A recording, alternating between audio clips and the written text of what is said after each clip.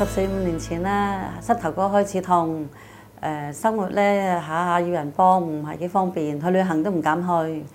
家務咧都要揾人幫手咯，上樓梯啊又唔得啦，行斜路啊都好辛苦咯。我係萬漢明醫生，係骨科嘅專科醫生。膝頭哥痛咧，通常喺老人家咧都係因為呢個退化性嘅關節炎引起嘅。經過啲專科嘅醫生嘅一個臨床嘅檢查啦，同埋有需要嗰陣時咧，可以做一啲 X 光啊或者核磁共振嘅檢查咧，都可以好準確咁樣診斷佢有冇呢個病嘅。咁咧喺大概15年以前咧嚇，我咧有時行路咧10零20分鐘到咧，咁我就覺得呢隻腳咧係痹嘅，同埋咧腰以下都痹嘅麻痹嘅。咁樣我要停低咧，要唞5、6分鐘，等嗰個麻痹過咗之後咧，我然後先繼續行嘅。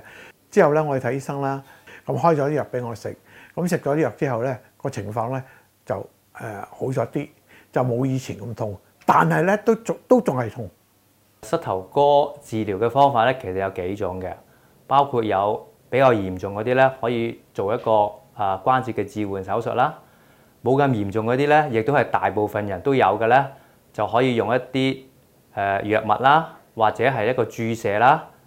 甚至乎咧而家係比較新嘅一個矯形嘅支架嘅治療嘅。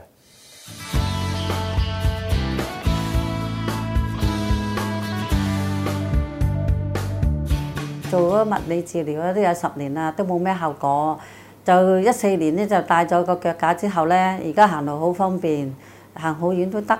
我又去咗2次台灣啊，而且做家務咧都好輕鬆。大概係3個月之前咧，咁我就用咗嗰個矯形架。咁我用咗矯形架之後咧，我自己發覺到咧嗰個情況咧就改善咗，隻腳咧冇咁痹。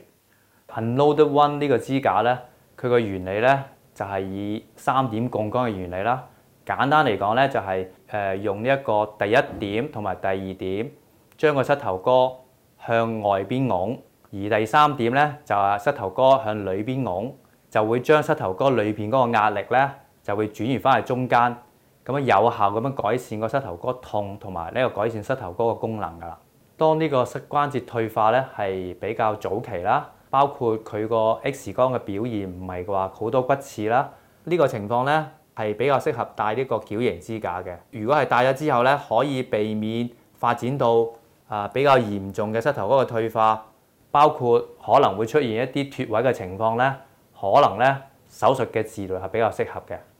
矯形架咧，佢咧係使用方便，戴又好方便，好容易。咁同時最大嘅優點就係話咧，喺膝頭蓋嗰部分咧，佢嗰度咧係留空嘅，咁樣咧冇阻礙咧我嗰個活動嘅，特別咧係上落樓級嘅活動。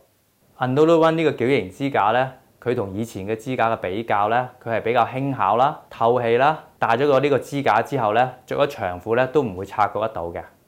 戴咗之後好好，着一條褲咧，即係唔係好覺眼咯。總之好方便啦。